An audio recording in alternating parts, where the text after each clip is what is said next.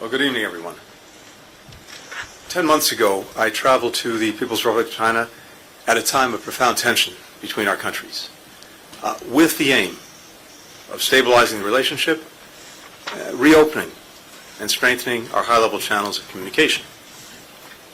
Over a series of candid and constructive conversations I had then with President Xi and other senior officials, I made clear our policies and intentions and identified issues of shared interest where we might work together. Those discussions, which were followed by additional senior level visits and meetings between our governments, helped lay the foundation for a productive summit between President Biden and President Xi in San Francisco at the end of last year. Our leaders agreed on concrete steps to cooperate on issues that matter to our people and matter to the world, and reduce the risk of misunderstanding and miscalculation. In the months since then, we focused intensively on advancing those commitments. I returned to China this week to take stock of where we've made progress and where more needs to be done so that we can deliver tangible results for the American people. That's been the focus of my meetings over the last 2 days with President Xi, with Director and Foreign Minister Wang Yi, with the Minister of Public Security, Wang Shouhong, and the Shanghai Party Secretary, Chen Jining. Since the Woodside Summit, we've advanced our cooperation on fentanyl and other synthetic drugs, the number one killer of Americans between the ages of 18 and 45. Specifically, the PRC has issued a public notice to industry. It's taken enforcement action against some companies that produce precursors. Those are the chemical ingredients that make up synthetic drugs. And the U.S. and China have set up a joint counter-narcotics working group to collaborate on policymaking and on law enforcement, and to share technical expertise. Thanks in large part to the working group's efforts, China is providing information to international law enforcement that can be used to track and intercept illicit drugs and their precursors. And our two governments recently agreed to share best practices on closing loopholes in our financial systems that the drug traffickers and other criminal enterprises use to launder money. So this is important progress, but more needs to be done. In my discussions, I underscore the importance of the PRC taking additional action, in particular by prosecuting those who were selling chemicals and equipment used to make fentanyl, meeting its international commitments to regulate all of the precursors that are controlled by the UN Commission on Narcotic Drugs, and disrupting illicit financing networks. Since the Woodside meeting between the presidents, we've also resumed direct military-to-military communications at multiple levels, something that I made a top priority for my meetings in Beijing last year. U.S. and PRC defense officials met for 2 days at the Pentagon in January. Earlier this month, our two countries' air and naval forces held talks aimed at ensuring safer interactions. Last week, Secretary of Defense Austin had his first video call with Minister of Defense Don Jun. Direct, open, clear lines of communication like these are critical to avoiding miscalculations. I'm pleased to announce that earlier today, we agreed to hold the first U.S.-PRC talks on artificial intelligence, to be held in the coming weeks. We'll share our respective views on the risks and safety concerns around advanced AI and how best to manage them. We also spoke about ways that we can continue to grow people-to-people ties between our countries, particularly educational exchanges. Our governments have a vested interest in creating open and welcoming conditions for these programs, which have long enriched both of our countries. As you know, I had a chance to meet yesterday with a few dozen American and Chinese students who are learning side by side at the NYU Shanghai program, as well as in other joint U.S.-PRC university programs in China. I heard how the experience has deepened their knowledge inside and outside the classroom and forged ties that will last well beyond their shared educational experience. While there are more than 290,000 Chinese students in the United States, there are fewer than 900 Americans studying here in China. And that's a significant drop from a decade ago when we had about 15,000 Americans studying here. President Xi said that he wants to significantly increase the number of Americans studying here in the coming years, and that's something that we support. We have an interest in this because if our future leaders, whether it's in government, whether it's in business, civil society, climate, tech, and other fields, if they're going to be able to collaborate, if they're going to be able to solve big problems, if they're going to be able to work through our differences, they'll need to know and understand each other language, culture, history. What I told my PRC counterparts on this visit is if they want to attract more Americans here to China, particularly students, the best way to do that is to create the conditions that allow learning to flourish anywhere. A free and open discussion of ideas, access to a wide range of information, ease of travel, confidence in the safety, security, and privacy of the participants. Now, even as we seek to deepen cooperation where our interests align, the United States is very clear-eyed about the challenges posed by the PRC and about our competing visions for the future. America will always defend our core interests and values. In my discussions today, I reiterated our serious concern about the PRC providing components that are powering Russia's brutal war of aggression against Ukraine. China is the top supplier of machine tools, microelectronics, nitrocellulose, which is critical to making munitions and rocket propellants, and other dual-use items that Moscow is using to ramp up its defense industrial base. A defense industrial base that is churning out rockets, drones, tanks, and other weapons that President Putin is using to invade a sovereign country, to demolish its power grid and other civilian infrastructure, to kill innocent children, women, and men. Russia would struggle to sustain its assault on Ukraine without China's support. In my meetings with NATO allies earlier this month, and with our G7 partners just last week, I heard that same message. Fueling Russia's defense industrial base not only threatens Ukrainian security, it threatens European security. Beijing cannot achieve better relations with Europe while supporting the greatest threat to European security since the end of the Cold War. As we told China for some time, ensuring transatlantic security is a core U.S. interest. In our discussions today, I made clear that if China does not address this problem, we will. I also expressed our concern about the PRC's unfair trade practices and the potential consequences of industrial overcapacity for global and U.S. markets, especially in a number of key industries that will drive the 21st century economy, like solar panels, electric vehicles, and the batteries that power them. China alone is producing more than 100% of global demand for these products, flooding markets, undermining competition, putting at risk livelihoods and businesses around the world. Now, this is a movie that we've seen before, and we know how it ends, with American businesses shuttered and American jobs lost. President Biden will not let this happen on his watch. We'll do what's necessary to ensure that American workers can compete on a level playing field. America's actions are not aimed at holding back China's development, nor are we decoupling our economies. As Secretary Yellen said during her recent visit, that would be disastrous for the global economy, including for the United States. We want China's economy to grow. So do the American businesses and investors here, several of whom I had an opportunity to speak to in Shanghai. But the way China grows matters. As I told my counterparts, that means fostering a healthy economic relationship where American workers and firms are treated equally and fairly. In today's meetings, I discussed the PRC's dangerous actions in the South China Sea, including against routine Philippine maintenance operations and maritime operations near the second Thomas Shoal. Freedom of navigation and commerce in these waterways is not only critical to the Philippines, but to the U.S. and to every other nation in the Indo-Pacific, and indeed around the world. That's why so many nations have expressed concern about the PRC's maritime maneuvers. I made clear that while the U.S. will continue to work to de-escalate tensions, our defense commitments to the Philippines remain ironclad. I reaffirmed the U.S.'s One China policy and stressed the critical importance of maintaining peace and stability across the Taiwan Strait.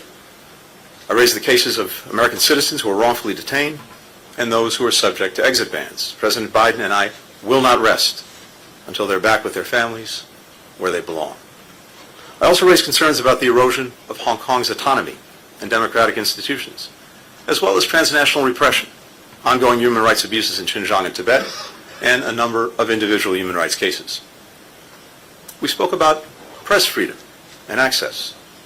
I appreciate that the PRC granted short-term visas to a number of the foreign journalists who are here so that they could cover this visit. In my meetings, I encouraged my PRC counterparts to fulfill the commitment that they made in 2021 to provide equal access to our two countries' media organizations. The United States will continue to insist on reciprocity on this issue, just as we do for our businesses, cross-cultural exchanges, and many other areas. We also discussed a range of regional and global crises where China can play a constructive role. I encourage China to use its influence to discourage Iran and its proxies from expanding the conflict in the Middle East, and to press Pyongyang to end its dangerous behavior and engage in dialogue. Going forward, we'll continue our high-level discussions on these and other issues. All of the policies that the United States has pursued over the past 3 years, at home and around the world, are driven by a singular objective: delivering for the American people, meeting the challenges that they face, creating the opportunities that they seek, building a future where they and their children and their children's children are secure, free, prosperous, and healthy. That's what has motivated the historic investments that we've made in our competitiveness back home and in reinvigorating our alliances and our partnerships around the world. And that same core objective animated my meetings in China over the past few days and will continue to guide us as we manage a relationship that is so consequential for our two nations and for the entire world. With that, happy to take some questions. The first question goes to Ian Marlowe with Bloomberg. Thank you, Secretary. Good evening. Wang Yi said that the U.S. was taking endless measures to suppress China's economy and warned that growing negative factors could derail the effort by Presidents Biden and Xi to stabilize U.S.-China ties. Do you think the Biden administration's pledge to increase tariff, the threat of new sanctions, and actions like the probe into Chinese shipbuilding could push the U.S. and China back into a period of dangerous volatility? Separately, did you make any headway in terms of actually getting China to agree to reduce economic support for Russia's defense industry? And if not, is the U.S. ready to move forward with sanctions? And separately, given North Korea is also sending massive shipments of munitions to Russia, did you bring that up with your Chinese counterpart? And did you get any Chinese cooperation there? And finally, just on TikTok, did that come up in conversations today? And how do you expect China to respond? Thanks. Not sure I got all of it, but I'll try it. Thank you. On the last question, no, TikTok did not come up, so I can answer that one very quickly. Look, on the economic relationship, let's put this in perspective. The United States remains the largest market for Chinese products of any country around the world. And our own trade relationship remains very significant. In fact, China is our third largest trading partner after our near neighbors, Canada and Mexico. And as I heard from American businesses, American investors in Shanghai, there remains a very strong interest in working in this market, provided that we have a level playing field and a fair shot. When we do very well. But when we're looking at the question of tariffs, 301 measures, etc., what we're focused on is practices engaged in by China that are unfair and undermine our businesses and our workers. And this question of overcapacity is the one that is front and center. China is responsible for 1/3 of global production, but 1/10 of global demand. So there's a clear mismatch. And when you have products that are produced here and produced in a way that's heavily subsidized, heavily supported in other ways, and that allows those products then to be sold at low prices and sometimes below market prices in other countries, pushing businesses from those countries out of business and having potentially devastating effects on communities, on workers, on businesses, that's something that we have to, will, and are standing against. But the other important thing is it's not just us. This is a concern that I've heard around the world, and notably from European partners, and this came up in conversations just a week ago when we had a meeting of the G7. So this is not about containing China. It's not about cutting off trade or investment. Again, as you heard Secretary Yellen say, this is important to us and to many other countries around the world. But we want to ensure that it proceeds fairly and in a way that doesn't have these unfair effects on our industries, on our workers, and on our companies. And again, that's something that's shared across the world. When it comes to China's support for Russia's defense industrial base. All I can tell you is I was extremely clear about our concerns in some detail, but we'll have to see what actions follow from that. Now, I think China has demonstrated in the past when it comes to Russia and Ukraine that it can take positive action. You'll recall that well over a year ago, we had concerns that Russia was considering the possible use of a nuclear weapon. And I believe that China's voice was important in, at least at that time, moving Russia away from that possible course of action. But now it is absolutely critical that the support that it's providing, not in terms of weapons, but components for the defense industrial base, again, things like machine tools, microelectronics, where it is overwhelmingly the number one supplier to Russia, that's having a material effect in Ukraine and against Ukraine, but it's also having a material effect in creating a growing threat that Russia poses to countries in Europe, and something that has captured their attention in a very intense way. And as I said, TikTok did not come up. Thanks. For the next question, Wang Lu with the paper. Thank you, Secretary. I'm Wang Lu from the paper. We observed intensive interaction between China and U.S. at various levels since the USA summit last November, as well as intensive interactions with Chinese officials and people during your visit. With the U.S. election agenda gradually dominating American politics, there is the need for various parties to demonstrate their strong stance on China to secure votes, leading to negative sentiments and action regarding China. So in this context, how can we safeguard and effectively implement the achievements made by both sides during this period? Also, minimizing the influence of campaign-style rhetoric and fostering more goodwill to stabilize Sino-U.S. relations. Thank you. Thank you. In my job, I don't do politics. I focus on policies, and that's what I've been doing here. At President Biden's instruction, trying to carry forward the agenda and the agreements that were reached between President Biden and President Xi in California at the end of last year. And that's where my focus is, and that's where it will remain in the months ahead. And as I said a few moments ago, we've seen important progress on that agenda in the time since the meeting between the two presidents, including on counter-narcotics, including on military-to-military ties, communications, including now on the dialogue that we just announced on artificial intelligence, as well as on people-to-people exchanges and connections between our countries. Also, vitally important, coming out of the California meetings, as President Biden made clear, that we continue to communicate clearly about our differences, at the very least to minimize the chance of miscalculation, misunderstandings. And that's also exactly what I did on this visit and will continue to do. And that's simply what's required, which is to continue to advance our interests and our values, which has nothing to do with election cycles and everything to do with what's important to the American people. Simon Lewis with Reuters. Hi, thank you. Mr. Secretary, you mentioned that you think that China can play a more constructive role, in global crises, particularly talking about the Middle East. You had a conversation with Minister Wang Yi earlier this month, around the time of when Iran-Israel tensions were really ramping up. I wonder if you have an assessment of the role that China has played, and whether it's sufficient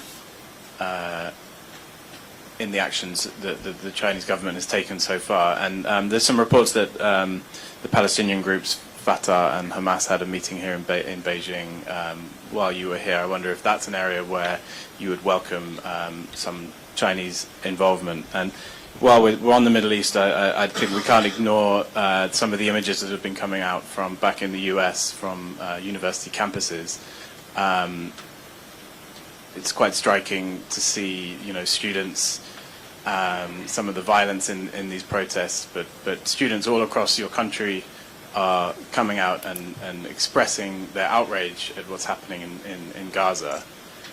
Are you taking on board those protests? You know, what do you say to young people, young Americans who, you know, see this as a moment when they need to speak out against their government? So first on the Middle East, I think I've talked to the Foreign Minister, Wang Yi, at least half a dozen times on this since October 7th, including, of course, today, but also in previous meetings we had, phone conversations, etc. And yes, I think this is an area where China can use the relationships it has, the influence it has, to try, for example, to prevent the conflict from escalating, from spreading. And we had a good conversation when tensions were particularly acute, preceding and then immediately following Iran's unprecedented attack on Israel 10 days or so ago. And I think the relationships, again, that China has can be positive in trying to calm tensions, prevent escalation, avoid the spread of the conflict. And we agreed that we'd remain in regular touch on this, and that's certainly my intention. I'm not aware of the meeting you referred to. I think you said between Fatah and Hamas, so nothing to say on that. In terms of the protests back home, look, again, it's not my practice to comment on domestic matters, but look, people have strong, passionate feelings about what's happening in Gaza and in the Middle East that I very much understand. And when we see the horrific human suffering and the death of children, women, and men who are caught in this crossfire of Hamas's making, it's gut-wrenching, as I've said before. And we want to do everything we can to bring it to an end. And in our own country, it's a hallmark of our democracy that our citizens make known their views, their concerns, their anger at any given time. And I think that reflects the strength of the country, the strength of democracy. Now, as I've also said before, this could be over tomorrow. It could have been over yesterday. It could have been over months ago. If Hamas had put down its weapons, stopped hiding behind civilians, released the hostages, and surrendered. But of course, it has chosen not to do that. And it is also notable that there is silence about Hamas. It's as if it wasn't even part of the story. But, as I've also said repeatedly, the way Israel goes about ensuring that October 7th never happens again matters profoundly, and we're working every day to try to minimize the damage that's done to innocent people and to make sure that they have the assistance and support that they need. And for the final question, Johannes Neudecker with DPA.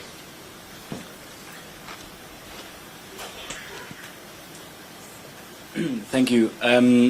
My question was basically just asked, but I'm Good, just thank you. I'm just going to ask another one. You said that you also require countries in Europe to, kind of join the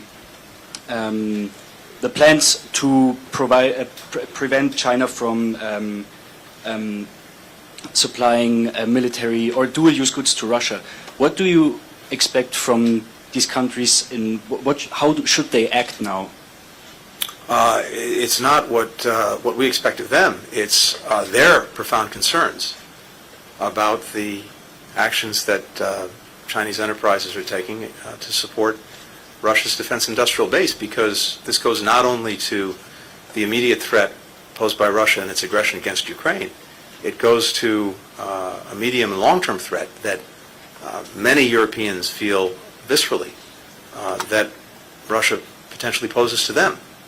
And so what I heard in my conversations last week at the G7 meetings, before that at NATO, was a shared concern about this. I had detailed conversations with a number of European leaders about their concerns, including President Macron in France, German counterparts, British, many others, Italian. And I think all of us are looking to China to take steps to curb this action. And we're also, as I said, looking at the actions that we're fully prepared to take if we don't see a change. We have, in case of the United States, we've already imposed sanctions on more than 100 Chinese entities, export controls, etc. And we're fully prepared to act, take additional measures, and I made that very clear in my meetings today. Thank you. Thank you all.